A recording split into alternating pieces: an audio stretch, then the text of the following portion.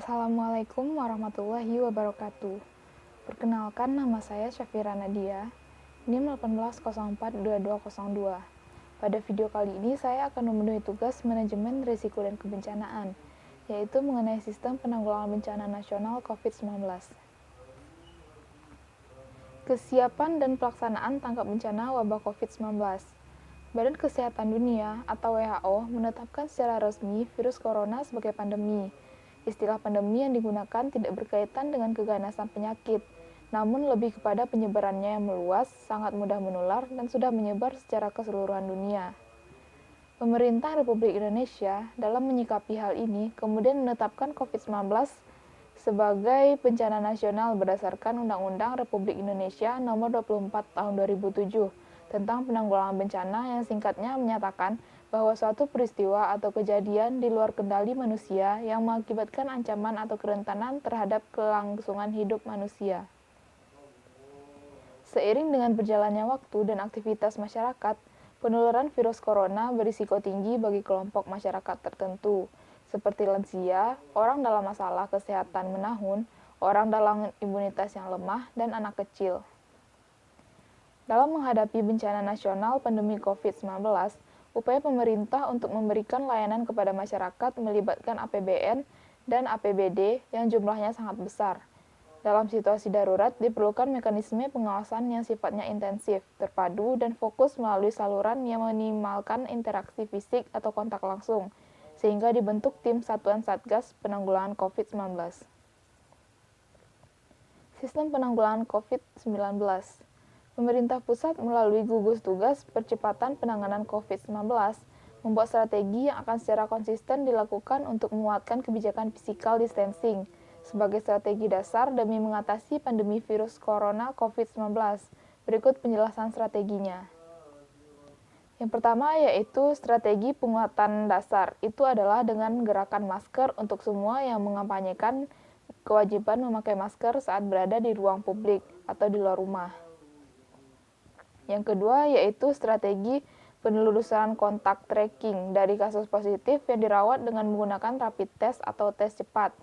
Di antaranya adalah pada orang terdekat, tenaga kesehatan yang merawat pasien COVID-19, serta pada masyarakat di daerah yang ditemukan banyak kasus.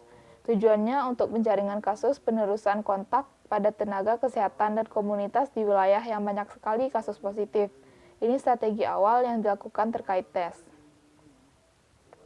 Yang ketiga yaitu edukasi dan penyiapan isolasi secara mandiri pada sebagian hasil tracking yang menunjukkan hasil tes positif dari rapid test atau negatif dengan gejala untuk melakukan isolasi mandiri. Selanjutnya yaitu isolasi rumah sakit yang dilakukan kala isolasi mandiri tidak mungkin dilakukan seperti karena ada tanda klinis yang butuh layanan desinfektif di rumah sakit. Sistem penanggulangan bencana COVID-19, adapun Sistem penanggulangan bencana nasional COVID-19 ini ditetapkan melalui peraturan-peraturan yang telah dibuat untuk penanganan cepat yang diusahakan pemerintah dengan membentuk tim Satuan Tugas Penanggulangan COVID-19 yang dipimpin langsung oleh Presiden. Berikut penjelasannya. Pertama yaitu langkah strategis juga segera diambil pemerintah, terutama dalam bidang kesehatan. Rumah sakit rujukan COVID-19 akan ditambah. Membuat kebijakan belajar dari rumah untuk pelajar dan mahasiswa. Pemerintah bersama seluruh lapisan masyarakat mengkampanyekan pembatasan sosial atau yang disebut social distancing demi mencegah penularan COVID-19. Peraturan Pemerintah Nomor 21 Tahun 2020 tentang pembatasan sosial berskala besar dalam rangka percepatan penanganan COVID-19.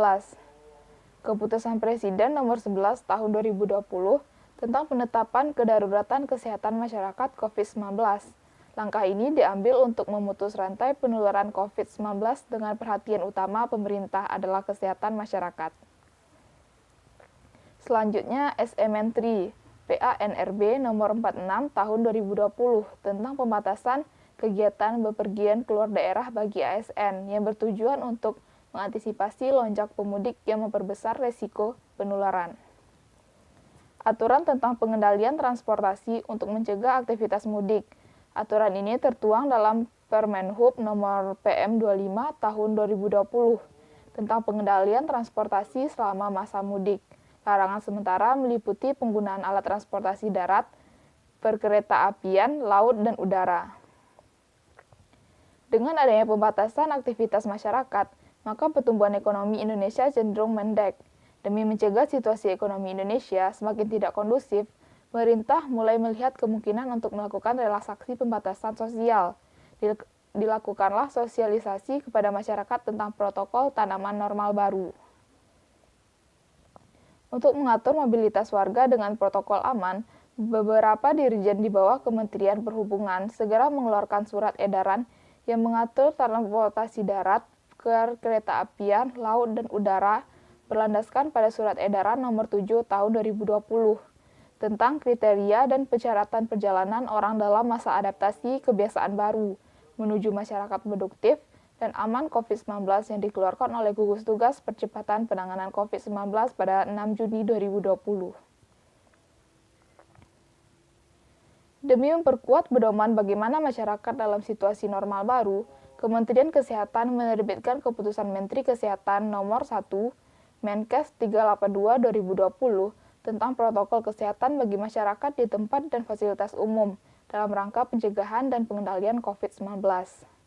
Segala hal terkait bagaimana semestinya masyarakat bertindak di tempat umum dalam situasi normal baru diatur dalam aturan ini. Kebijakan pemerintah untuk menerapkan normal baru ini diharap berbarengan dengan kesadaran masyarakat untuk tetap menjaga protokol kesehatan secara ketat, sebab COVID-19 belum sepenuhnya sirna. Terima kasih, sekian penjelasan materi dari saya.